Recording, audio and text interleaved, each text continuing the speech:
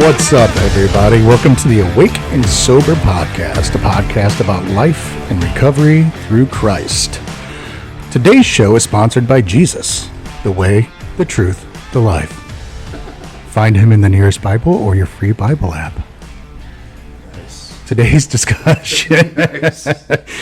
Today we will be talking about detachment and specifically detaching with love. Today I have my partner in crime, my PIC. Oh, yes, definitely. Yeah. And co-worker. Multiple places, I guess you could say. Yeah. Mr. Derek, how are you, sir? I'm doing pretty good, man. It's been a decent week for me. Been some crazy long hours, but I'm doing pretty good. You were off yesterday, weren't you? No, I worked yesterday. I just got off early. Oh. Wait, cut that because I don't want the boss to hear. No, I mean, I had 8 hours overtime the week before. So this week I was just like, you know what? I'll leave at 40 hours. So I did.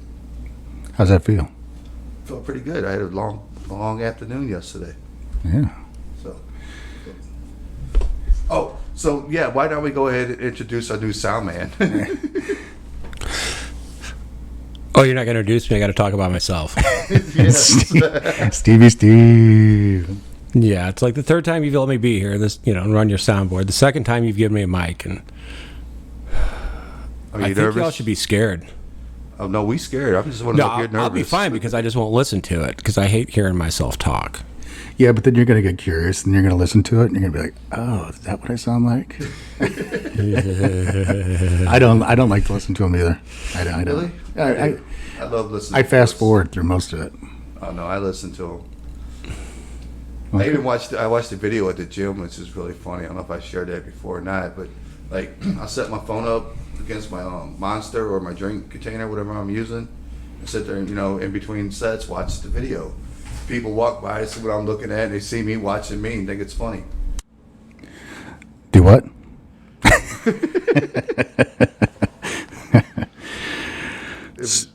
Wow, what happened? I don't know. We're a little off kilter today. Yes. Our other sidekick is not here today. Yes. He's busy. He says he was on call till 7:00 this morning. On a call. Yeah. It's like we're no longer a three-legged stool. We're like a two-legged stool. And then we got like a half a leg over here with Steve.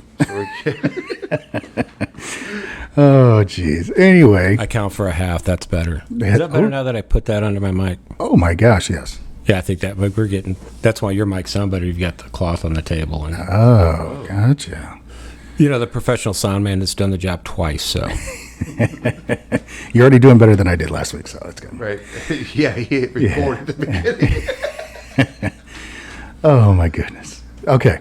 Detaching with love. Time out. How was your week? What? You didn't explain your week. I gave you mine. My week was it was exciting. I feel like every time you ask me that, I don't have an answer for it, and I know the question's coming. I just say, I don't know. It was a crazy week at work. We hired somebody new, which is going to be a big help for me and running the transitional living house that I run. So that's a plus. Then today we got to go to church. I had 4 15-something girls spend the night last night. Yeah. Fortunately, I put my headphones in. I fell asleep. I didn't hear them, but apparently they went to sleep at like 6 a.m. Wow. So, but they were still up to go to church. I mean, it was 11 o'clock service, but still, they went to church. So that was good. Yeah. It must be nice being that young again, Oh, yeah. Ain't no way I could have pulled that off. No. Not at all. I'm in bed by 10 o'clock most nights. That's late. Yeah. So my wife complained because we talked too much before actually getting into the content of the show last week. Really? Yeah. What did we talk about? That's because we talked a lot because you didn't hit record on the machine. Whatever. It just seemed like we had a long conversation. Okay, let's moving on. Detaching with love. Were you going to say something, Steve? I was going to say back to the subject at hand. Yes, that's why hopefully everybody's listening. Detaching with love. Detachment. What is detachment? Detachment The action or process of separation. Okay. What is love? Love is the intense feeling of or deep affection. So detaching with love is The process of separating with affection towards others. the action or process of separation in relationships while still maintaining a deep affection for that person. Right. So why do we separate? Why do we detach with love? You don't know? No, I know why. Because it's healthy for us. Right. It's healthy for the other individual. It's also the hardest thing we could possibly do, especially in relationships where one of the individuals is an addict or alcoholic. Right. This kind of sounds like a certain word. We don't like to talk about that word, though. Well, it's because we're We addicts. discussed last week on the podcast, we brought up making it normal. And that's another term that we had to make normal. Just say it. Codependency. Codependency. Yes. Oh. We're going to be discussing today why it is not safe for us as the addict or the enabler to be codependent. The definition of codependency is a deep-seated need for approval from others. So today we're going to talk about some signs of if you can recognize that you're dealing with if you're codependent and why you shouldn't be. Right? Like low self-esteem. The average codependent has low self-esteem. Do they? Yeah. Are you codependent? I was at one time. But I worked on my self-esteem in like the last couple years, so I'm doing all right now. As I've been told, I'm very much a codependent. Do you have low self-esteem? No, but I go to those meetings. Which? What meetings? I go to Al-Anon meetings. Oh. Do you really? Yeah. I did not know that. Yeah. Do you go because...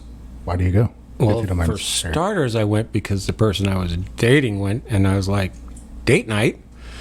And then kind of that funny thing is just with everything with recovery is the more you work into it, you're like, oh, that's not why I'm here. Yeah. Ooh, that looks... Oh, what do you mean I have to stay out of someone else's hula hoop? No. What are these hula... They have hula hoops on the wall. Yeah. Yeah. And the thing is staying inside your own hula hoop. Mm-hmm. Which I guess is a big Al-Anon. I'm still learning a lot with Al-Anon. It's a cult. I mean, AA and Celebrate Recovery aren't cults, but Al-Anon is definitely a cult. Kid, how's that going to be a cult? Yeah, the two are not. Boy, I don't know nothing about Al-Anon. I've never been to an Al-Anon. I mean, I taught a family wellness group, which is kind of close to the same. Loosely. Yeah. Yeah. No, I think it's... I'm glad you brought that up. So what can either one of you, because I've done CR, but you guys really have done CR. What does Celebrate Recovery teach us about codependency? That is not healthy. Okay.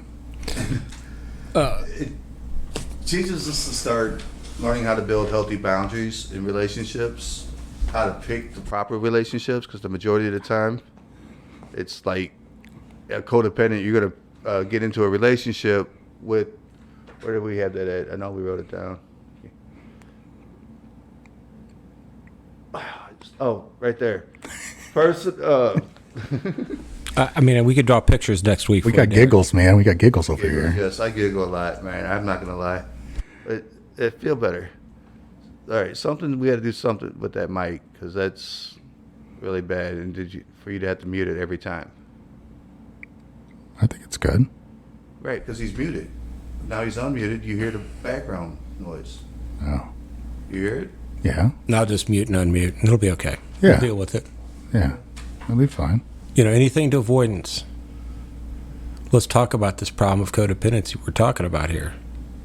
Tell us about it then, Steve. You were doing such a good job till I interrupted.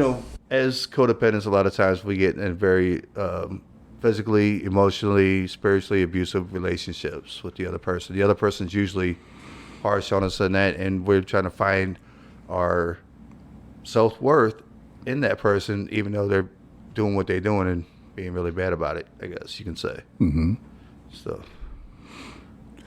Yeah, there's a thing called detachment disorder, and it's lack of one's ability to put themselves in someone else's shoes and share their emotional state, which is kind of different than what we're actually. It's the complete opposite of what we're telling people to do. And I know I can speak from firsthand experience that detaching with love is one of the hardest things that an individual probably will ever go through, because there's this, I love this person. Okay. Well, how much do you love that person? That old saying, if you love something, let it go. If it comes back to you, it was yours. If it doesn't, it never was. And it's kind of like, okay, we want to try to fix. I mean, codependent is somebody who's trying to fix somebody else's problems. Or control the issue. Or control the issue. And then what does that do? It exacerbates every other single problem you have and makes new problems. You know, Right. Especially in addiction recovery, we find a lot of people that are new to recovery want to deflect and focus on somebody else's problems. Those rehab relationships, for instance. Yeah. We get a lot of those rehab relationships. And it's like you're not taking time to focus on yourself. You're deflecting and trying to help somebody else. And then a lot of times, too, I know people that work AA or NA, and they will want to focus all of their problems, or not all their problems, but they want to focus on helping all these sponsees and doing all this all the time, not filling their cup up. So that you can't pour from an empty cup. And I know we've talked about that before. Yes. But you have to do something for yourself. Without a doubt. It also says detaching helps others learn and mature. So for you to be detaching in love, stepping away from that individual that seems to be dragging you down, it helps them because it makes their world small and it helps them to learn and mature more. If you're constantly hovering, worrying, and telling them what to do or rescuing them, they will never have the opportunity to learn to make the decisions or solve the problem themselves. Yeah. That's harsh. It is a little harsh. But it makes sense because, like I've shared before on the podcast, that I would not have got into my recovery if it wasn't for a codependent to detach with love from me and tell me, no, I could not come home. I know we've talked about boundaries before, but maybe some people are just now joining us. Did your wife put boundaries on you that were healthy? Yes. Did you think that some of them were unhealthy? I thought she was still being controlling. Yeah. Like, she told me if I'm going to come back to the house, I had to start going to Celebrate Recovery, which I made the choice to already start going, but she said that was just going to be one of the boundaries. The days, when I start missing day for day, we're going to discuss more, and that. So, I mean, I was good with going as it was, but it did seem like she was still trying to control the relationship. But at the same time, I had nowhere to go, so kind of gave her the control, which I think is another form of codependency too, Yeah, I don't want to speak for Amy, but I know that when she would set boundaries on me, at the time I didn't see it because I was deep into my addiction. But that was healthy for her. She needed that for her own sanity. She said it 1,000 times. It was like I was a tornado, and she never knew what she was going to get every time I came into the house. And I like to think I was the Tasmanian devil, that's how I was every time I came into the house. And she didn't know whether I was going to be drinking or if I was going to be sober. And if I was sober, I wasn't the best version of myself. So I was irritable, discontent, angry. I'd snap at the littlest things. But yeah, I mean, those boundaries she put on me, those were a lot for her. And that's something that I think I would like to hit home on is it helps you to release the need to control your loved one's life. And it's also, it's for you. It means taking a step back to evaluate how the relationship is affecting you and your mental health. Nice, yeah. So I got a quick question here since my back's to the information we're going on. Have we talked about what a boundary is and what it looks like? I mean, we're using these big words out here. Yeah, we actually we had an episode about setting boundaries and that, and someone even commented on the YouTube video asking they wanted an example of a healthy boundary, and we have shared that before. But in case you weren't here then and you're new to this is your first time, I explained about a boundary I had set with an individual that lived in my house. One of the boundaries was you had to be in the door by 10 o'clock. That's when the house shuts down. I lock the doors, the lights go off, the dogs get put in their room. I'm going to bed. 10 o'clock, no later. Be home by then. If you're doing something and it's, reasonable, and you call and let me know plenty enough time ahead that you're not going to be there at 10 o'clock, you're going to be running a little late, we could set up the proper, accommodations to make sure you get in the house and everything's fine because you called and made that thing. But with the gentleman that was living there, he calls me at 10 minutes to 10 talking about he's going to be late. And I'm like, dude, you couldn't have called me ahead of time and let me know you were going to be late? Oh, we were watching a movie. All right. So the boundary was this: if you show up at the house after 10 o'clock, you might as well, you're better off finding somewhere else to sleep, or you're sleeping outside. Mm-hmm. And he was really expecting us to be, have the door open for him because he's calling 10 minutes to 10. He's 20 minutes away, so he's going to be 10 after 10. Why couldn't you call and let me know ahead of time that you were going to be late? Oh, we were watching a movie, bro. Movies on the average are an hour and a half to 2 hours. All right, if you start a movie at a certain time, it's not going to be over to this time. Yeah, you could have called me before you started the movie and told me you were going to watch a movie with your peeps, and it'd have been some time before you got home. That'd have been understandable. But I told him the door's locked, dude. We're going to bed. He found somewhere else to sleep that day. But man, the whole time he stayed there after that, we never had that problem again. Yeah, healthy boundaries are the limits that you place around your time, emotions, body, and mental health to stay resilient, solid, and content with who you are. These typically over time empower us. It may not be at the beginning, but it tends to give us a sense of empowerment and control over our own lives. Were you going to say something, Steve? No, nothing. No. Do you care more about another person's well-being than they do? No. Unfortunately, I had to say no. And that's become a little bit of an issue at my job, honestly, because they expect to be more compassionate to these people. And I feel I'm compassionate as can be to these people, but I can't do that job for them. I give them certain boundaries that they have to follow and hold up to get, do their job. And they don't do it. That's not on me. Mm-hmm. That's on them. And I can't do it for them. When you first started working in treatment, though, was it different? Yes. How so? Well, first it was a job, so I had to make sure I wasn't going to get fired for not doing something properly. So I felt, getting involved with these individuals and doing everything I can for them so they do graduate and give them some kind of, hope for when they got done. When they discharged, they had, this was all set up to go.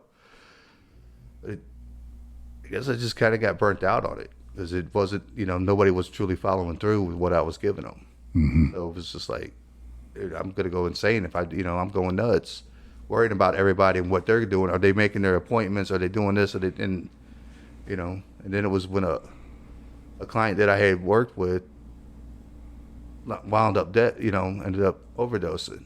And it was just like, dude, I can't, no. I had to draw the line that, no, I cannot be this way with these people anymore. I have to stop doing that. Mm-hmm. Because if I don't, I'm going to end up hurting myself. Mm. So that's, yeah. Yeah, I had it. I'd been a counselor for 3-4 months, and I lost my first client. And then about 2 or 3 weeks later, I lost another one. And then another month later, I lost another one. And I'll never forget my mentor, Matt Silva. Shout out to Matt Silva. He told me, he's like, it's hard not to work harder for somebody else's recovery than they are. And it's like we can give them all the tools in the world, but it's up to them to pick them up and take them. Right. And use them.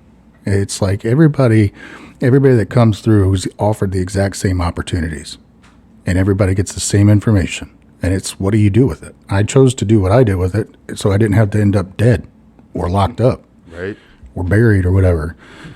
I did it because I wanted to actually live life for the first time, because what I was doing was not living life. Yeah.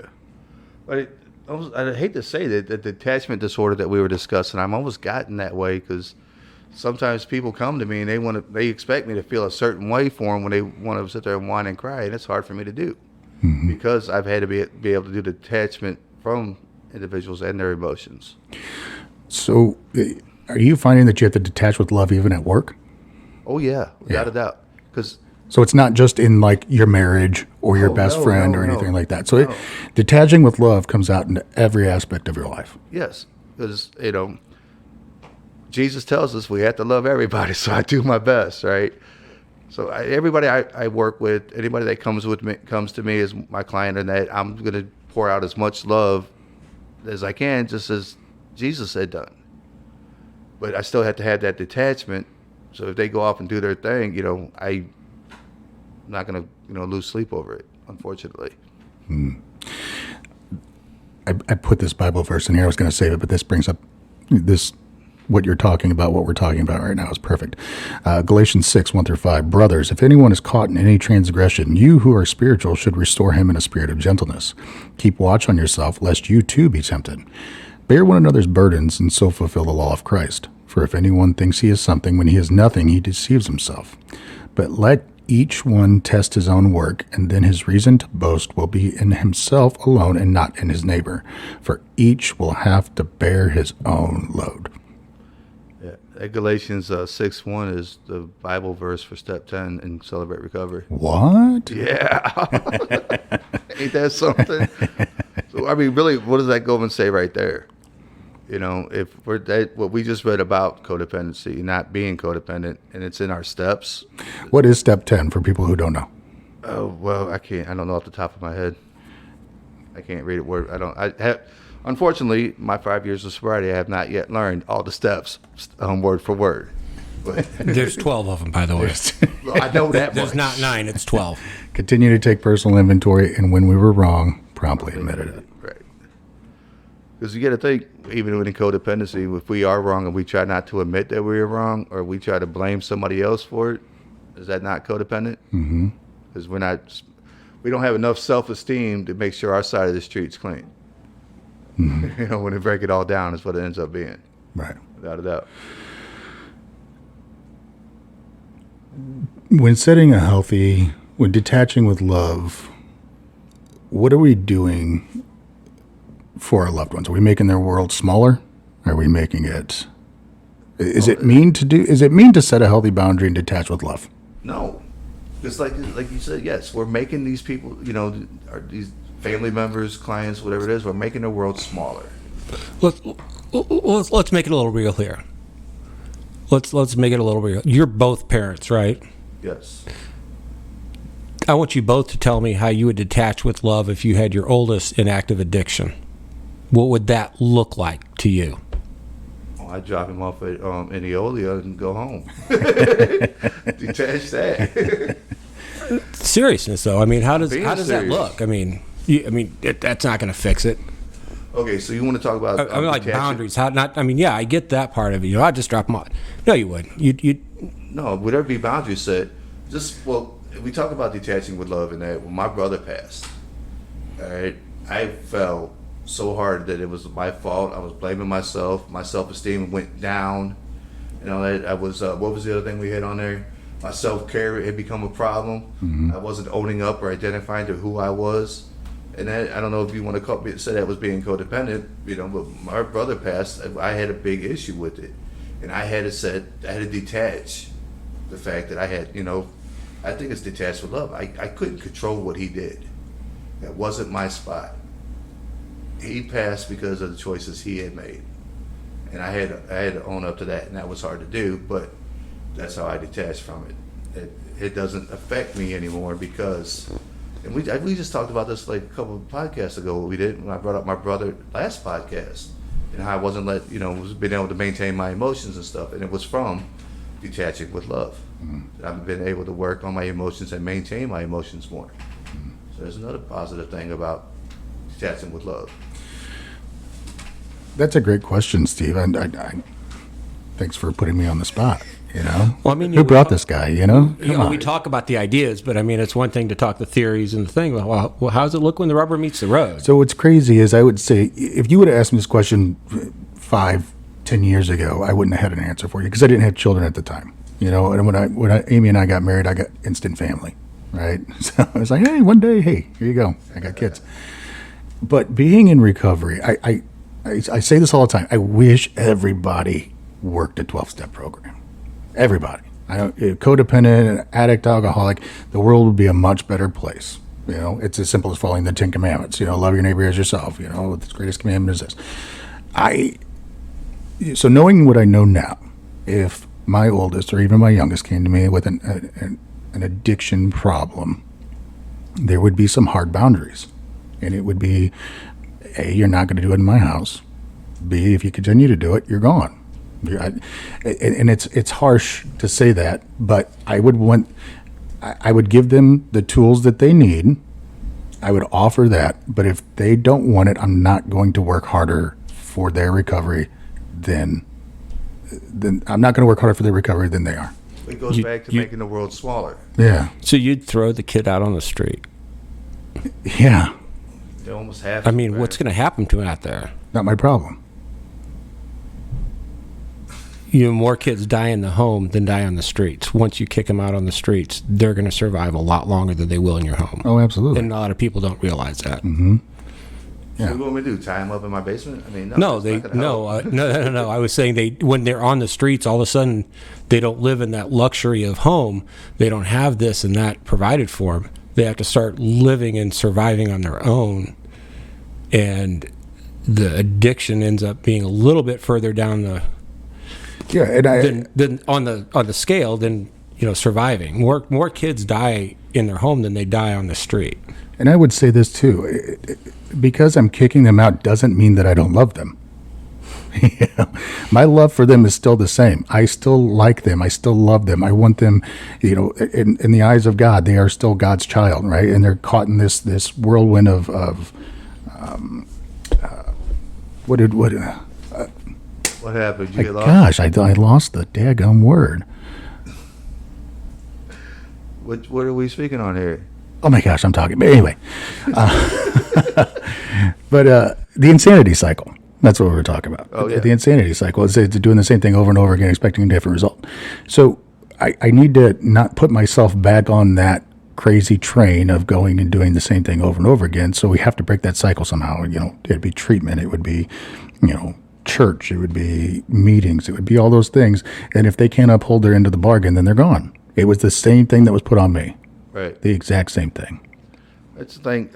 And I understand it. I can understand what you think, Steve. It would be hard to do, but as we work with a lot of young people, and I've come to and these codependent parents calling me up, got to know everything about their kids going on and stuff like that. Want to control the situation for when the kid gets out. Or it's husband and wives too. Or husbands and wives, yes. Yeah. And it's just it's tough. If they would detach with love, it's going to make that person's world smaller, and it's going to make it harder for them to do what they've been doing. I've heard it said that addiction isn't a spectator sport. Eventually, the entire family gets to play. Yes. And a lot of times, the family is just as sick as the addict or the alcoholic because they haven't taken this time. They don't know any different. They think that I have to help this person. We have to cure them of this. There is no cure for addiction. The only cure for sin is what? Death. Jesus. Oh, yeah. Or death. The death of Jesus, right? That's the only cure. Yeah, exactly. So, it's one of those things. Is God didn't bear the sin of the world until He was nailed to that cross. Right. And so, He lived His entire life not doing it. And we have to live like Jesus and love everybody because Jesus loved every single person the way they are. But He also didn't bear those burdens till the very end. Right. No. And even if you really look at some of the stories in the Bible, I don't want to say stories, but the things that happened in the Bible with Jesus, what was one of His biggest lines, I believe, that I always hear a lot of? Go and sin no more. He would heal the person, detach with love, and tell them to go and sin no more. Mm-hmm. So I think that's a sign there that we are, as Christians, need to learn how to practice to be able to detach with love, not to be codependent. Do you have something else, Steve? He looked like he about to say I know, it. that's what I was He's asking, sitting like, come on, let me You just talk. waiting for me to stir the pot again? Yeah, I like it. That's what you're here for.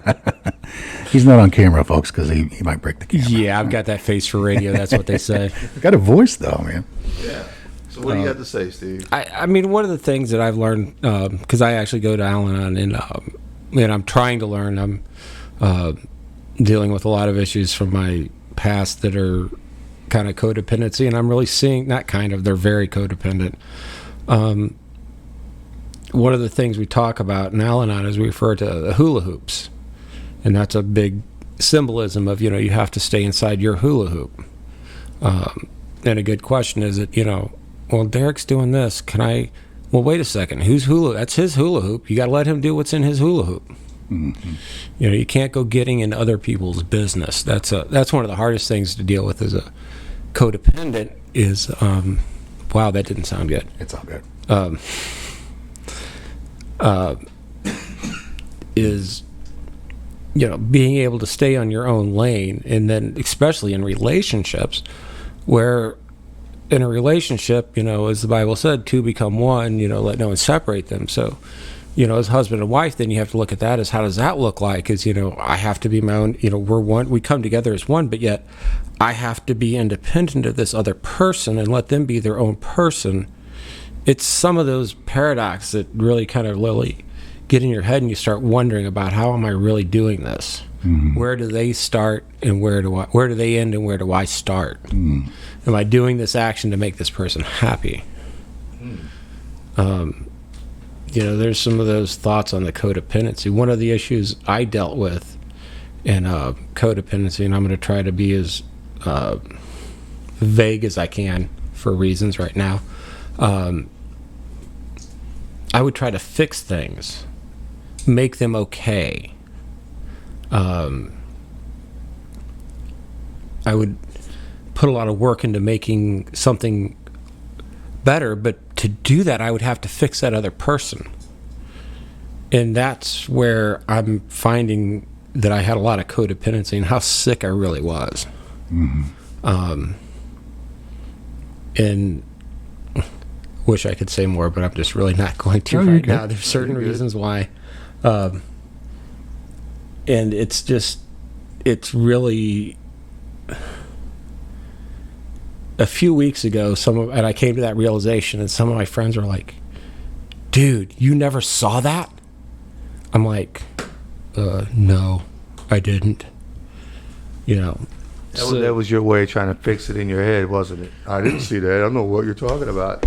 Yeah, I mean, it wasn't a problem because I could fix it, I'll do whatever it takes to make this work because I don't know where they end and I begin. Right.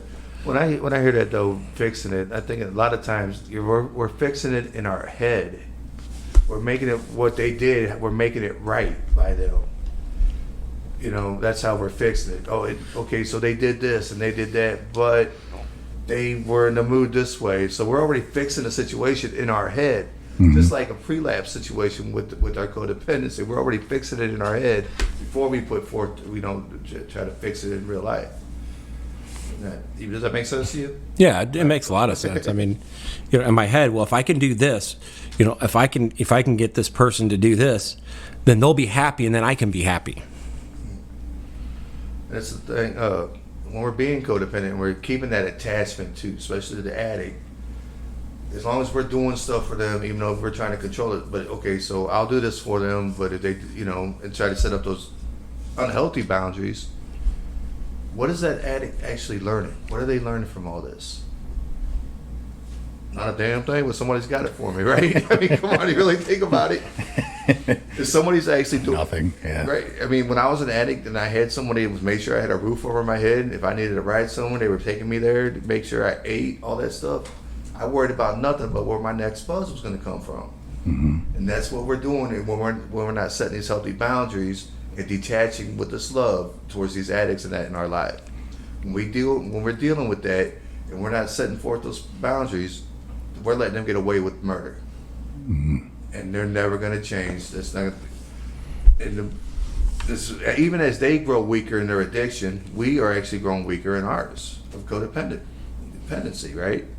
So in order for us to grow stronger, we have to do that detachment with love. We don't have to stop loving them. And remember, it's not a selfish thing to detach, right? We have to show the love. I have family members that live, the next state over. I see them once a year because I know they're up to doing whatever it is they're doing. Even for my own safety and my own boundaries, I don't go around them because if I do, for one, I'm gonna be upset with them because I'm the eldest brother and they're messing up and I want to bend over my knee and spank them like Daddy would have. You mean you can fix them? I would that's the problem. So even I don't go around them because they use. I don't go around them so I don't affect my codependency. As I'm still working on that addiction as well. If I go around them, I'm gonna think I'm gonna be able to fix them. I'm gonna be able to take care of them. Get them over to my house and take care of them. And I've done that so many times, and they're my baby brothers. Yeah, I've been very codependent.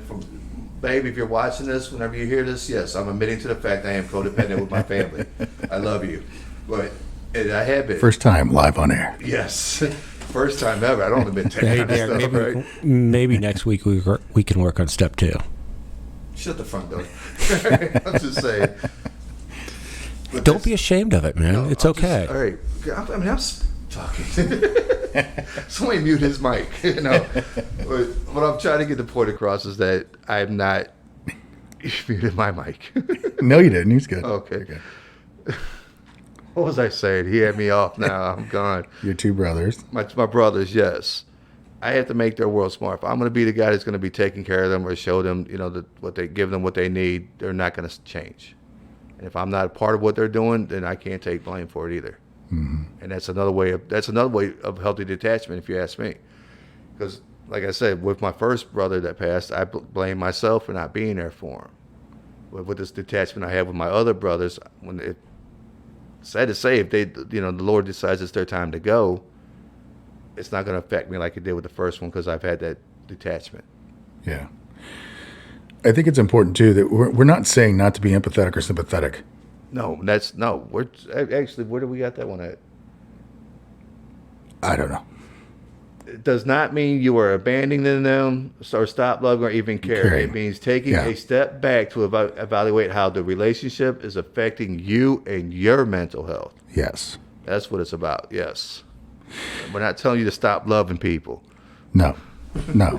Well, that goes back to what Steve asked. What would I do if one of the oldest kids or one of the kids said, I have an addiction problem? We're using in the house. If you do, then these are the consequences. There'd be healthy boundaries in place for us and for them. Because first and foremost, we don't need that in the house.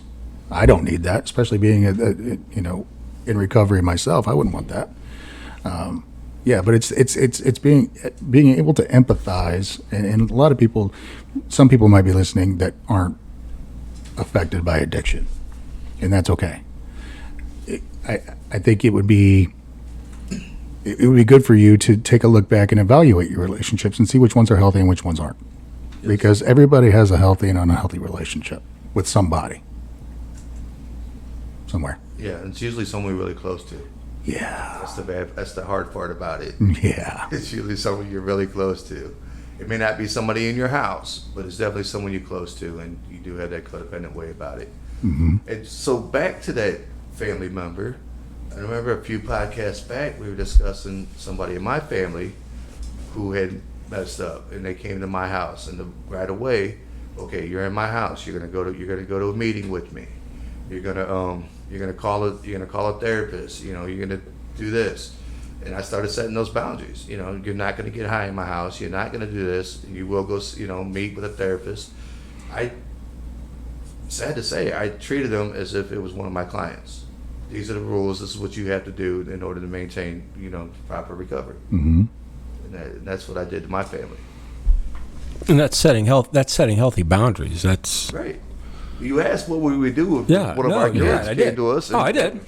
There it is. I did that. I didn't have a choice. I think it's important that we know that we're helping others to learn and mature. Yes. And at the same time, we're doing that for ourselves. Oh, no, I found something here. Where was it at? Yep, I lost it. Never mind. But it went right to what you were saying. If we're it was just exactly what you were just saying. Right? If we're being attached to these people and doing everything we can for them and stuff, where is their strength coming from? Because no matter what happens, what they do, there's going to be someone there to pick them up and carry them, right? As opposed to getting off their butt and doing it for themselves. Yeah. Where was it at? I thought of a great question today. Really? Has religion ever saved anybody? Huh. No. Is that a future podcast? I think so. 'Cause now that I'm thinking about it, like, wow, it was the pastor, fantastic servant, Pastor Chris. But as he was talking, I thought about that. I'm like, religion hasn't saved anybody because Jesus wasn't religion. no. Yeah. I mean, he was the unhinged guy in the neighborhood, right? And honestly, so had been using for years. Right, and yeah, for real, off and on. But there was times that I was taking, I had the sobriety time because, well, one, I got into religion, and it wasn't about I wasn't having a relationship with Christ or anything like that. I was just going to church, and I stayed sober for a year. But obviously, it didn't save me because I relapsed and fell back into it. Well, not till I actually built a relationship with Christ. Has it been able to maintain my recovery as long as I have? Are you codependent on Jesus? Yes, I am.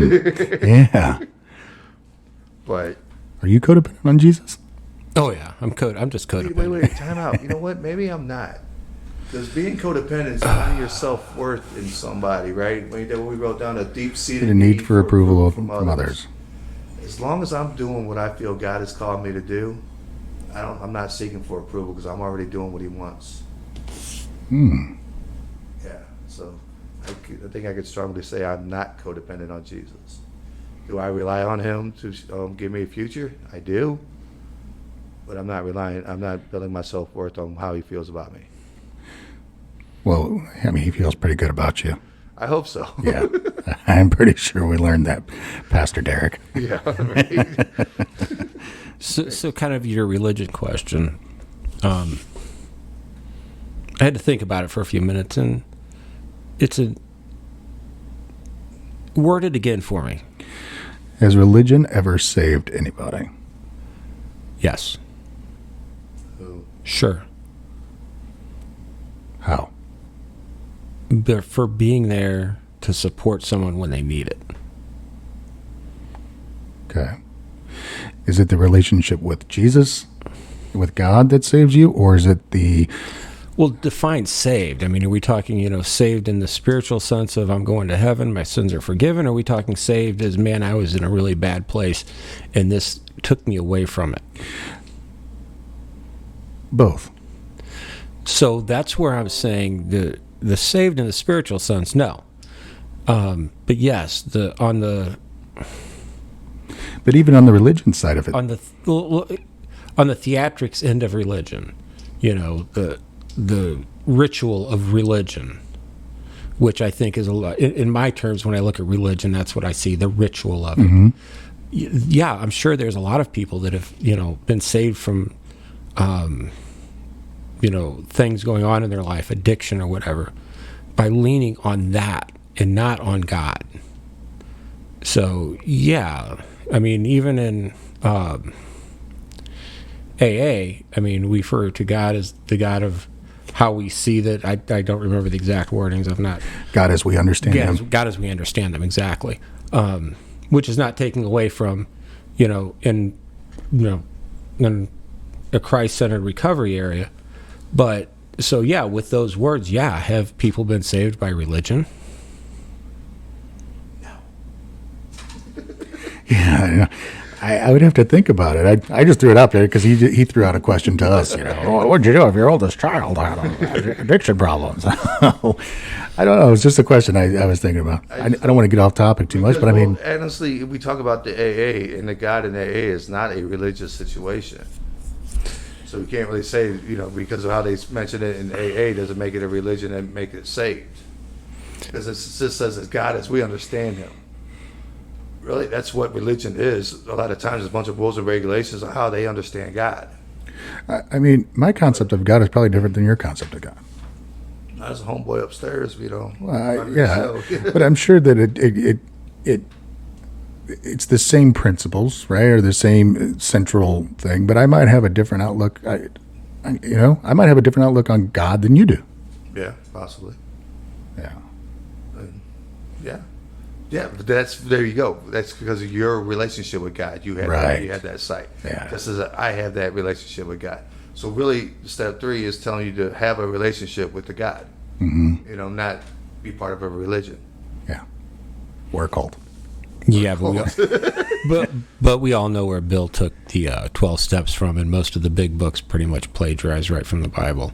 Yeah. Well, we understand that, but I'm just to say it's not about a religion. Right. That's a man-made thing. That's not going to really.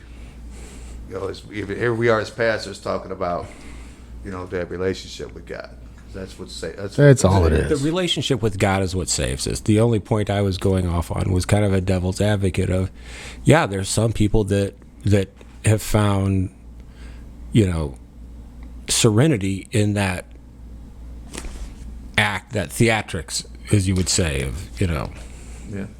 they, that's how they correspond with the saving. But we all know where the saving comes from. At least I know the two of you and me do. Yeah. Well, that's why we do a podcast, so others will know as well. How we doing on time? No, we're good. We'll keep going for a little bit. All right. So just kind of let's throw another one out here with you. We're talking about codependency here. And Jesus. And Jesus, but let's get a little more recovery talk on this. We've got a little Jesus talk. Let's do a little recovery talk. So one of the major defects of character that come out in a lot of people is codependency. Yeah. How do you all? You both work in the recovery field day to day. How do you deal with that part of someone's recovery? So, great question. And the reason this topic came to me today was because I've been dealing with this for the last couple of weeks with one of my clients. They deeply love this person, and mind you, they're in recovery as well, and they're trying to get this right, and they deeply love this person, and that person recently relapsed really bad, and so it was. I love this person. I want to help this person, and nobody else loves this person. I'm the only person. That individual kept saying, I'm the only person that loves this person. They don't have anybody else. And I'm like, buddy, I can almost pull it up exactly what I said, because I thought it was pretty good. Send that to my wife. I'm not concerned about the drinking as far as they're going or them relapsing. It's like what the real reason is that we go back to the bottle or to the drugs is it's stress, anxiety, love, loss, codependency, emotion dysregulation. Your mental health is why you go to the bottle or drugs. My job is to show you a new way to live and a new way to cope. That's what I'm supposed to do. Right. And it's helping them work through that codependency. And it's like, okay, well, why are you codependent in the first place? We have to figure that out. So we might have to go back a long ways for some people. And it's like, okay, when did you become codependent? Did your parents always do everything for you? I was an only child. I was an only child. I am an only child. So, I had a pretty good life, and I was the only grandchild too. So I really didn't have to want for anything. But I will say my parents did the best job they could, and I think that's how every parent is. I think they did the best job they could with raising me. I'm respectful of others. I don't take anything for granted. I guess I did take something for granted, a lot of things for granted when I was active in my addiction, but not to take anything for granted and be grateful for the life that God has given me. But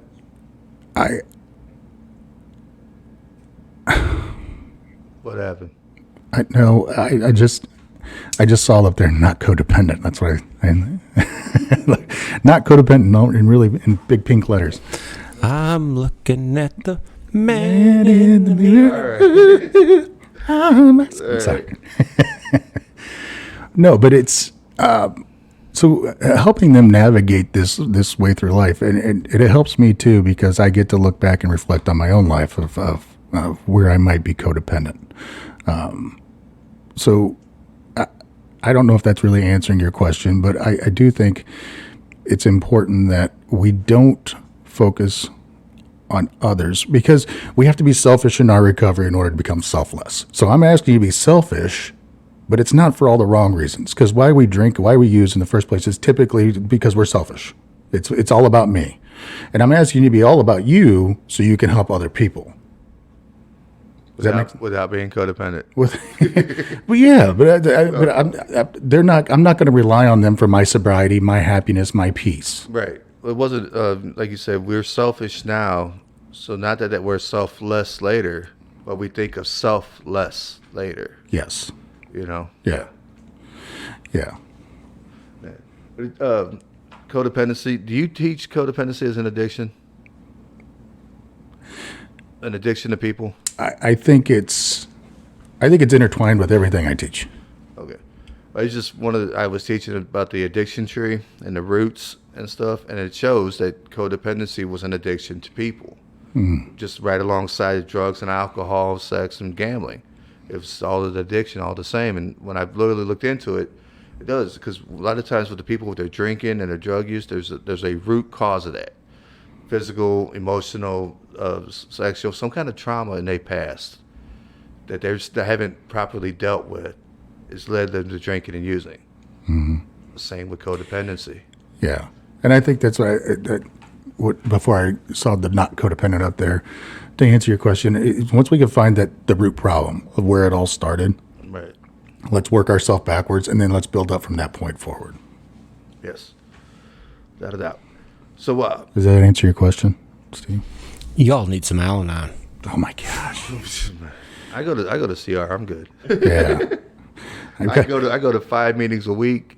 I'll not accident one of them. So I've got a mom who's on her 4th degree black belt in Al-Anon, and my wife's right behind her. So I'm good. I mean, I will say the meeting I go to, there's a lot of double winners in my meeting. Oh yeah. Yeah, and I know a lot of people in AA that do Al-Anon as well. Yeah. So Yeah, one person in my AA meeting actually is like big in Al-Anon. yeah. So yeah, I can see that.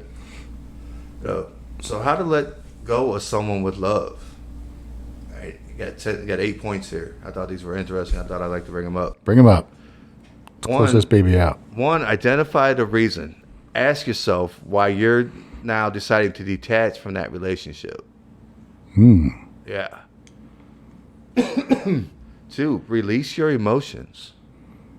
In a healthy way. Right. I'm thinking more of managing your emotions. Yeah, there we go. That's what I'm hearing on that. Yeah, because release, I'm like, ah! I don't think that's the way they mean. I think it's more on the managing line of, Yes.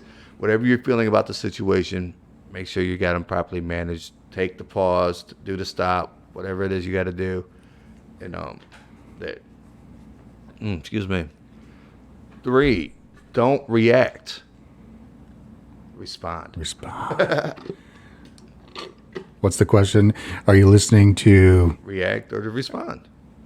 No. Are you listening to respond? Or are you listening to understand? No, it's react or we listen to understand. If we listen to react, we're going to say something as soon as somebody's finished talking. But if we listen to understand, we come up with a response to give to that person. Oh. Yeah. I like mine better. That's fine. Okay. But this has actually been a big thing I've been teaching in my group therapy groups at 10:30. Lately, is the whole react and respond, because everybody's questioning. When they come out like this, I was like, because you're doing a reaction. Pause for a second, listen to what's really going on, and come with the proper response. Yeah, I will say Pastor Shane says it all the time. Is when when Amy comes to me with a problem, or vice versa, my wife. If she comes to me with a problem, I automatically, my initial response all the time is, I'm going to fix this problem for her. Codependency. Yeah. Right? But I have to take a step back and say, okay, wait, is she telling me this because she wants to vent or because she wants me to solve the problem? Because I can solve a lot of people's problems. Yeah, may not be the way they want, but Correct. you know. Yes. Yeah. Yeah. So, sorry. You ever ask her that? Like Shane says he asked his wife, "Are you telling me this so I can fix something, or are you just telling me this to vent?" I could do a much better job of it. I can tell you that. Yeah. I've gotten to the point where I start using that in relationships I'm in. Really? Actually, it's funny because I've been in a recent relationship, and on the first like 2 or 3 dates we had, that exact term came up, and I was like, "Oh my, what's going on? What's going on? This has got to be, there's something." Come to find out, it's a common catchphrase in Al-Anon to help define. Do you want me to step into your hula hoop, or are you just, going on? Because I was like, Shane, man, and she said this, and Shane was like, even like, hey, Christina, do you know anyone else? And then come to find out, it's a common Al-Anon term that is really thrown around. Yeah. Okay. I did not know that. So another thing it says, keep a journal. As you're going through this detaching, it's going to be hard steps, but take the proper steps and journal it out as you go along. Yeah. I feel like every episode we talk about journaling. We do. Yeah. There's a reason behind that now too. Yeah, there is. Soon to be. And then meditate. Sometimes we have to pray and listen. 'Cause I know we feel like we're making the right decision, and if it's really harming us, then we are making the right decision. But sometimes we need to meditate and on what we're doing and listen to what God has to say. Always take time out and listen to what God has to say. Be patient with yourself. Ouch. Yeah. Patience not something I pray for because I'll get stuck with it and I ain't trying, My old high school football coach used to say, patience is a virtue, possess it if you can. Seldom in a woman, but always in a man. Yeah. So not true. So not true. No. Yeah. So last one, look forward. Wait, what? Look forward. Forward. Ahead. Look at your future. Oh, we're supposed to look ahead and not in the past. Where all the Yes. guilt and the shame and all that depression and anxiety comes in, right? Right. My favorite one is, that's the reason why in a vehicle, when you're driving, the windshield is much bigger than the rear view. What? So you can see where you're going. Not where you've been. Yeah, exactly. Jeez, OP. That's great. Avoid living as if you are a victim. Trust yourself in God and whatever you decide to do. Appreciate and feel your feelings. Be compassionate with yourself. Focus more on the positive. Be confident and build that confidence. Be more aware of the external influence of others. Learn to maintain good emotional boundaries with others. Become self-responsible for your own well-being. I love that one. Learn to depend on your own abilities and practice honest communication always. Not just when we're in a good mood. Not just when we're in a good mood. Always. Yeah. Okay. Anything else, boss? No, and I just obviously codependency is a really huge thing, or they wouldn't have the codep groups. They have that. I don't know. Books are written called Codependency No More. Books to help you work through your codependency. Look them up, find them, whatever you need to work. Yeah, we'll throw some links up there on our thing. Yes. So On our thing. on our podcast. On our podcast. Yeah, that's called the thing. How can people get in touch with us? How can they drop us questions? How can they do Info at awakensober.org. If you have any questions, you want to reach out to us, info at awakensober.org. Contact us. We'd love to hear your questions. We're on every podcast platform there is. We have videos out on YouTube. Reach out. Any questions? Or if you have an idea, if you have a suggestion that you want to hear us talk about, throw it out there. Throw it out there. We're Just let us interested to know. know. Yeah. Anything in closing, Steve? I've had fun here. I'm kind of looking forward to next week. I hope I didn't scare anyone off. No, you didn't. Yeah. No, you sure didn't. Not yet. Yeah. Yeah, wait till the microphones go off. The outro. All right. Let's Matthew 7 Matthew 7, verses 7 and 8. Ask and it will be given to you. Seek and you will find. Knock and the door will be opened to you. For everyone who asks receives. The one who seeks finds. And to the one who knocks, the door will be opened. Yes. Thanks for joining us, everybody. We will talk to you again next week. Have a great week. Have a great week, guys. Peace out.